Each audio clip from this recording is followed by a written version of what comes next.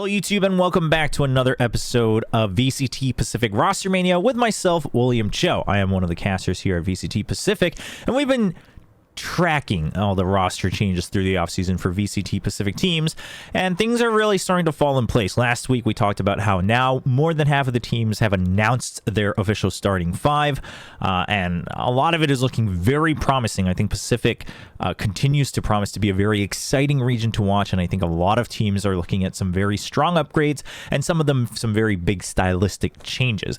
I mentioned last week at the end of the video that we might start to kind of slow these down a bit, but we actually had some confirmed announcements this week, so we'll just from here on out we'll just kind of play along, right? I don't know if it'll continue to be a weekly thing, but we'll just try to track things as they go. If it's only one or two announcements, we'll keep it short as it looks to be today. So let's jump right in.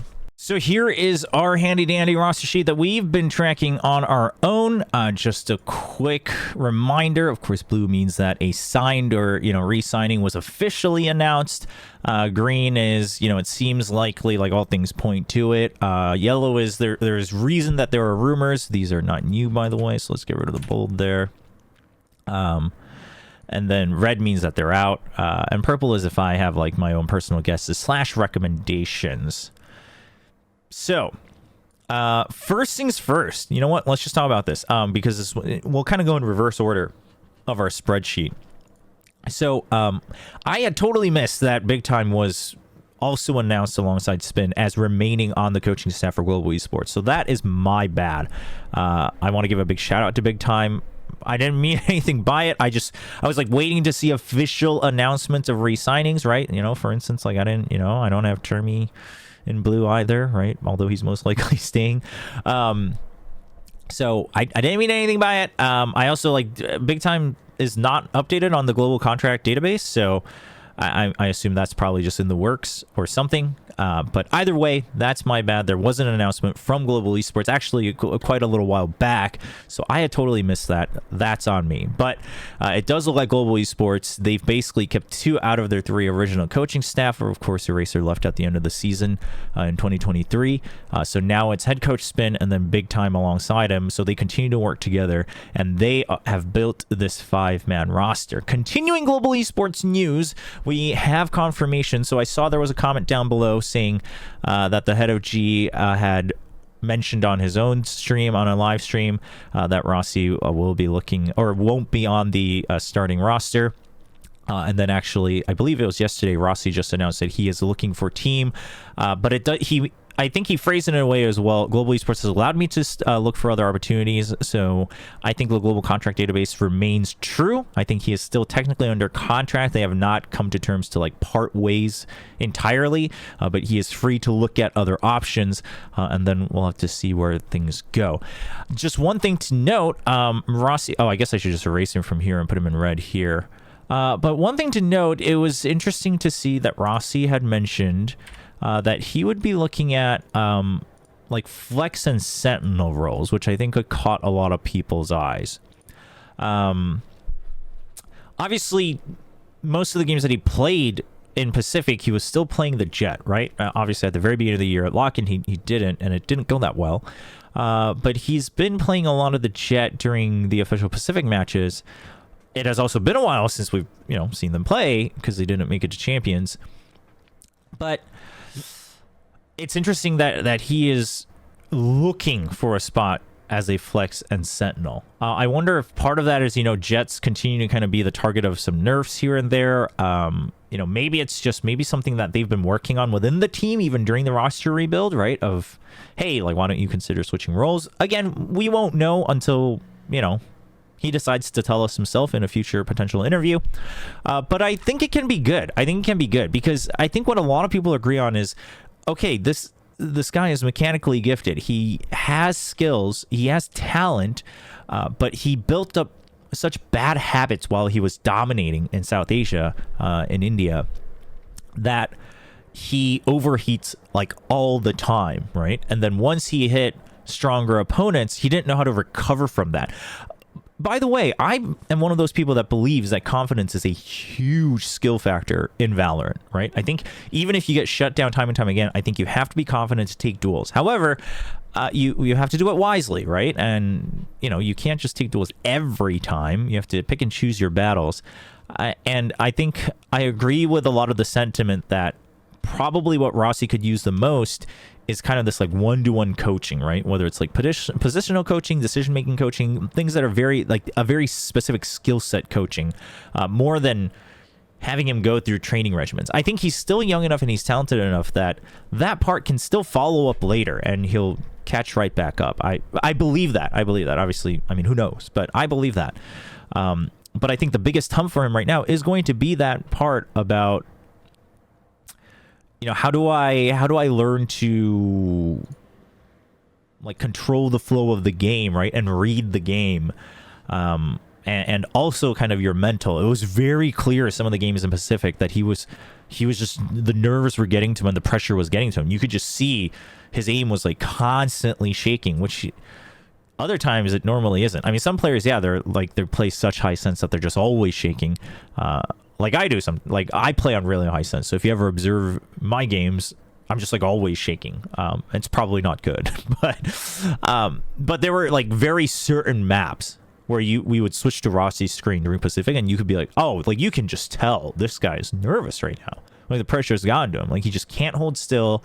But it's not like it's not like he's holding, sight lines and just making sure his mouse is warmed up. It's like he can't choose where to look, things like that. So hopefully he can land on a team where they have the resources to guide him through those steps, because these are some very big and fundamental steps. But I think if he can find a team where he can land on those roles like Flex or Sentinel, those, by nature, you're not the one who like has to feel the pressure of always doing things just through pure aim.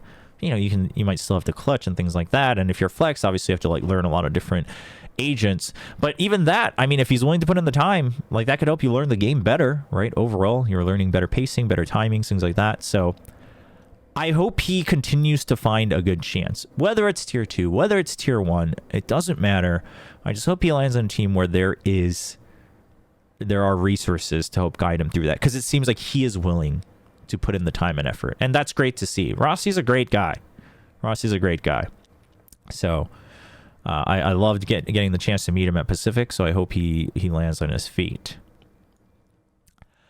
Let's move on backwards. You know what? Not even backwards. We're not going in any particular order.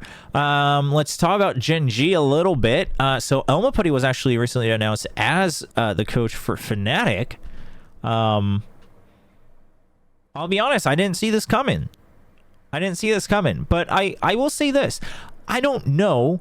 From the outside, we can't really figure out what Elma Putty's impact was on Gen.G. Like, I've heard a couple things behind the scenes, right? Of like a couple changes that,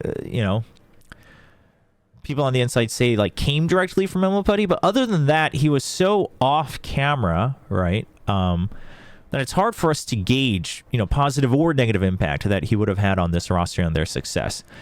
Meanwhile, I mean, I think part of it can be said for Bile. I think we can read a little bit more into Bile, right? Like certain things like the way he's calling timeouts and how the team changes after timeouts. That's clearly Bile's influence. But like comps and the set plays, the way you calm, or individual adjustments, like how much of that was Bile, how much of that was Elma Putty, and I since we don't know, I can only sit here and say, I mean, it's probably 50-50, right? Some of it the good was from Elma Putty, some of it the good was from Bile, and then in reverse, maybe some things that didn't work out with Elma, some things didn't work out with Bile. So it's hard to read. Their results were also such a mixed bag by the end that it's hard to read. But congrats to Elma Putty. I mean, lots of pressure. But it sounds like, obviously, Boaster was very directly involved in this process of picking out a new head coach for the team. So hopefully, I think that takes away from the pressure of Elma Putty, because I think, obviously, he has a pretty strong history behind himself from before Valorant as well, as, someone who was very deep into analysis. And then, he's another one of those guys that didn't seem to really ever have this great chance to show his stuff And I think Fnatic is going to kind of be the final draw, right? I mean, you go to this incredible team, one of the best teams in the world, and then if you're not able to, try to maintain that success at the very least, then I think we start to go back and be like, okay, well, maybe like his analysis might be good, but maybe the coaching factor, which I think are very different skill sets, isn't working out because Gen.G North America never really had shining moments. It had some potential, but then Gen.G Korea and Pacific obviously didn't end up very well. So it remains to be seen. But congrats to Elma Putty. I'm very curious how Fnatic continues to look in that direction, because obviously we know that Mini was very, very involved alongside Boaster. Moving on, Lakia I've put down as a rumor because Lakia just posted that he has signed a contract. A lot of people are hoping that it is Gen.G. I am one of them. I think Lakia continues to be a great player, and I think he is someone that I would love to see under like a good structure. Now, whether HSK and Gen.G are going to provide that structure remains to be seen. But, coming back to like a tier 1 team that is a Korean team where you can comment Korean, things like that. Hopefully this is another chance for him to prove like I'm still here, right? So hopefully this isn't even real. I mean, a lot of people are just kind of guessing, and I'm in the same boat. I would guess if he's signed, I would hope that it is Gen.G. There is this weird chance that it's DFM. There is this weird chance that it's DFM, but it's probably Gen.G. It's probably Gen.G. Which, if it's Meteor Texture Lakia, in terms of like, okay, if you had to pick out firepower from Korea, that's a very strong team. That's a very strong team. That's a team that you would look on paper and be like, okay, well, like, individually, this team could start to try to challenge DRX. Obviously, the biggest strength of DRX actually isn't the individual part, which is crazy because they're all very talented. It's their teamwork. But I'm just saying they're on the right path if that's what they're working on at Gen.G. So we'll have to wait and see. I continue to remain and say I think Bazi can really fill a lot of different flex roles that some teams in Pacific used to desperately need. Well, we'll have to wait and see. Now, the other official like main announcement was NDG joining Team Secret. All right, so NDG, it actually just stands for his name, in case anyone was wondering. There are memes going around, but it is just his name.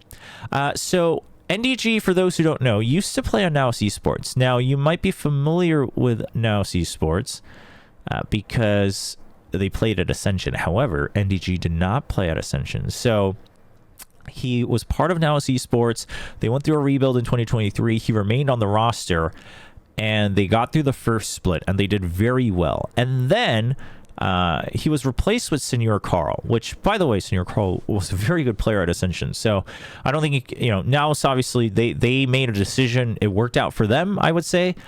So it's been a while since any of us have seen NDG, but his performances on Naos were very good. I think this is a player that within the Philippine scene, a lot of people were looking at saying like, he deserves a chance. And the big thing to his name is he climbed all the way to Radiant with a 60 hertz monitor.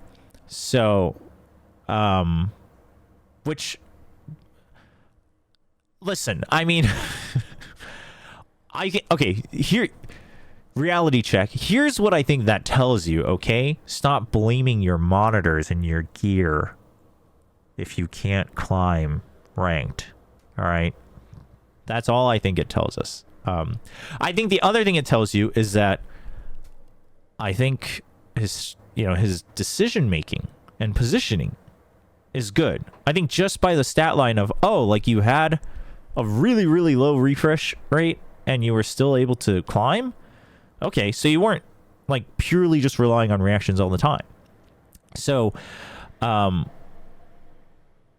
think that's great news. So I think that's very exciting, but I think a lot of people agree like, okay, well, we'll have to wait and see how he does on the big stages, right? But I'm not saying it's not impressive. I do think it's impressive, but I think it's something, I think you have to put into perspective of like, that doesn't make someone mechanically godlike. I think it's much more about like, your game sense and your understanding of the game and everything is very good. Because here's the thing, if you're used to that, like it's the same thing with someone who's very good with higher ping and then you suddenly play on low ping, like you think low ping's supposed to be better for you, but if you're not used to how fast your opponents can react as well, some people struggle to adjust to that. So I'm just saying, well, let's wait and see. Hey, how's it going, Tash Bunny? Welcome, welcome. So the other question a lot of people have are, what do the roles look like here for Team Secret? Because I saw some people were making the joke, they're going in this opposite direction of some of the other Pacific teams. Other Pacific teams are like picking up all the Jet players and duelists and putting them on different roles. Meanwhile, Team Secret is picking up all these like flex players and trying to put them into different roles. I'm in the same boat. I hope they're putting him on Sentinel, right? There is a world where Jesse Vash goes to Sentinel. He started picking up more Sentinel when they needed it towards the end of Pacific, but I will say it didn't look very promising. It looked fine. Didn't look very promising. I also think we've talked about this on the Pacific broadcast. His IGLing just seems to be a lot stronger when for Jesse Vash when he's on Sova, when he's on the info initiators. So, I mean, I think you continue to work with that. Obviously, the off season is very long right now for a lot of these teams. So, I mean, they have all the time to make these role changes if they want to. And I think, the other way is fine. But I think that would require, like, Jesse Vash to have to learn to IGL a little bit of a different way, right? IGLing from a Sentinel role can be a little different. Obviously, Jesse is also not just the Killjoys, but he's played, like, the Cyphers before as well, depending on the map. But I think that's more of, like, a niche thing rather than putting him on permanently on Sentinel. And I can only imagine maybe you put NDG on Sentinel, but curious to see. I think either could work, but just from what we know on paper, it seems it would give me more faith off the get-go if NDG was put on Sentinel, right, and everyone else kept their roles. Jeremy most likely going primary duelist, but we'll have to wait and see. I think it's exciting, right? And the Philippines is one of those regions that a lot of people have constantly said, like, there's so much talent, there's so much talent, and I think it's been apparent. So I'm glad to see that, these hidden talents are getting chances, right? Like Envy and Jeremy joining Secret, joining Pacific, entering the big stage, as these young guns who within the Philippines and within APAC, like, were pretty well-known values, but for them to finally get the spotlight globally was great to see. And I think both of them, Envy especially, obviously, proved it to the max. So I'm interested to see how they make things work with NDG. Warbirds is, like, also just joking around with the official Twitter, right? So, like, I can only imagine he is staying. I don't know where this rumor came from that he was going to leave. So we still have it in yellow, but I'm just assuming that he's staying through his contract. So we'll have to wait and see. What do you mean, where's the talent? It's staring you in the face. Naus also did very well at Ascension. I thought they played quite well. So I'm excited. I'm excited for Secret. I'm excited to see what NDG does. I'm excited to see. I will just say, off the back of this, I hope Jeremy, through his experience gained from 2023, can play a lot more confidently, because his max potential is clearly higher than what he showed overall at Pacific. And so I hope he can do that. I hope he gets more confident, more consistent, because the small shimmers we saw were so promising, and yet I feel like he had some very strong ups and downs. And part of it's probably just the direct comparison side by side to Envy, who was just consistently playing at the max. So, maybe that's not fair to Jeremy, but I hope so. I'm saying this because I would like to see him play better, because I think he can. Envy's absolutely goated. There's a no discussion on that front. And that's it for this week. Things are falling into place, and that means Team Secret is now good to go.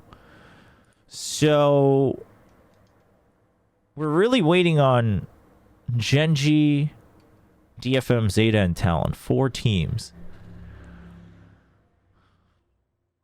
Man. Yeah, I couldn't tell you. I could not tell you. especially this team. I don't even know what to tell you. I have no idea what this looks like. This team, we're starting to kind of get an idea. I'm gonna hold my thoughts on the coaching staff, mostly because unproven. But Meteor Texture, very good start. If you had Lakia, really solid foundation. In my head, I mean, at that point, adding Bazi just seems to make sense, right? Put Lakia on info initiators, Bazi on flash initiators. Or just Bazi on like flex overall. At what month should we be nervous for the Japanese teams not announcing new rosters?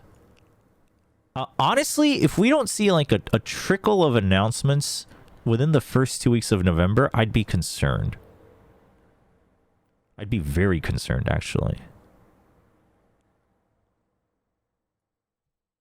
Because, there's like... Oh, yeah. Wait, Zeta's going to have to show off something here, right? That's what I wanted to check. Oh, wait, we missed this. I totally missed it. I was thinking in my head, I was like, someone was announced. Somebody was announced for Zeta. I know it was Carlo. We'll just add him here.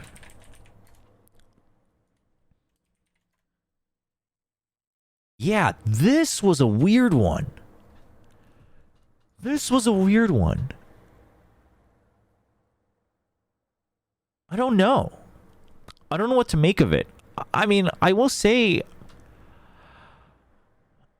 Carlo never seemed like a shining beacon among coaches. That doesn't mean he's bad. It's just very hard to find very good coaches, right?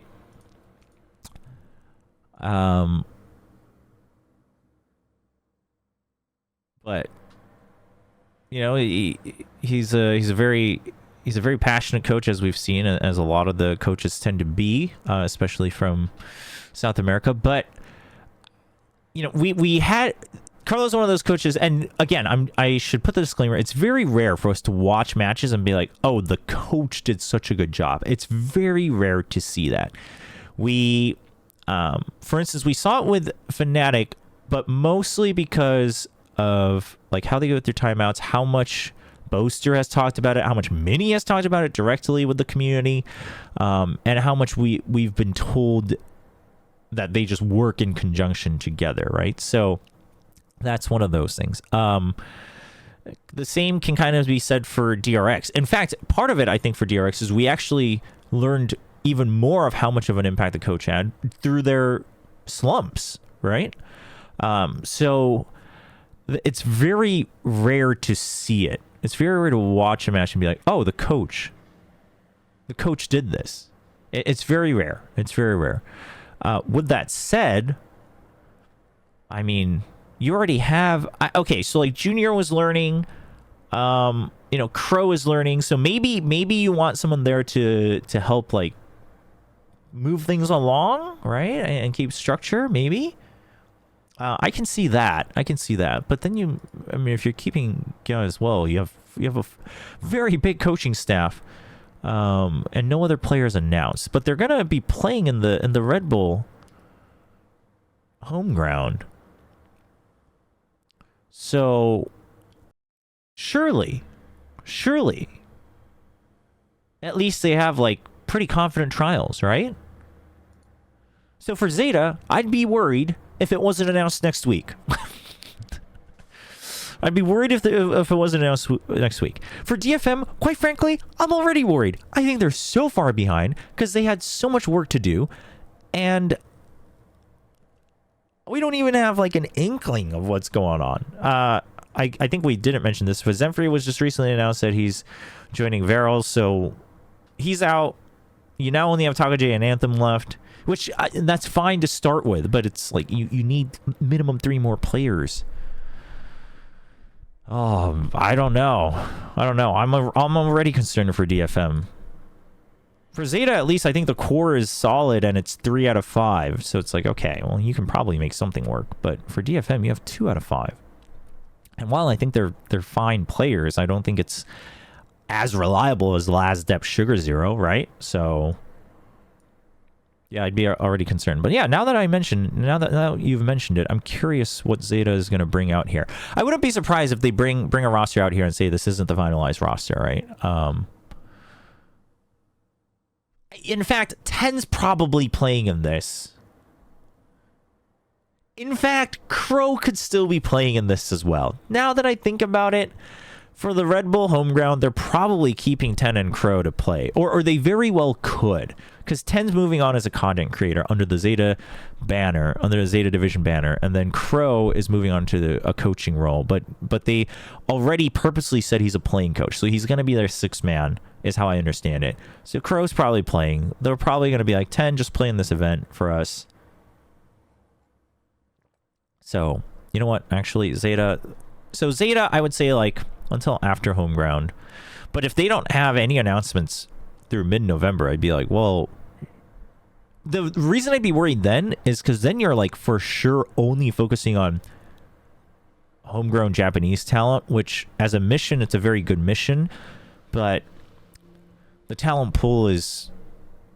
It's rather shallow. And if you're filling in 2 out of 5 with newer players, I'd be a little concerned. If it was just 1, I think you can make work with it. But then again, I guess Envy and Jeremy, they made it work somewhat in 2023 for Team Secret. So there is that. Well, that is all the news for this week. Yeah, well, curious when the Japanese teams will make their announcements. But now we have, what, 7 out of 11. So only 4 teams remain without fully announced starting 5. 7 are locked in. And while Team Secret, worth revisiting on the rankings, we're going to hold on the rankings, I think, until the rest of the teams are done. So we'll stop at October 18th, and then we'll review once all teams have announced their starting 5. And then we'll take a look at our final power rankings going into 2024. That's going to be it for Week 7's VCT Pacific Rostermania. Let me know what you think of the changes so far. Namely, for this week, Gen.G. Gen.G joining Team Secret. If you're from the Philippines, how excited are you about this? How hopeful are you about this? I'd be very curious to hear because I know y'all are very passionate out there for your Valorant teams. And then actually, I'm kind of curious what people think about Carlo joining Zeta Division. Maybe most of you don't have a strong opinion because you don't know what to think. I'm kind of in that boat, but we'll have to wait and see. So let me know down in the comments below. And of course, don't forget to leave a like if you enjoyed the video and definitely subscribe to the channel if you want to follow for more VCT Pacific specific news. Oh, we got to change that phrase, but we'll keep going every week. Thanks so much for tuning in, and I will see you all next time.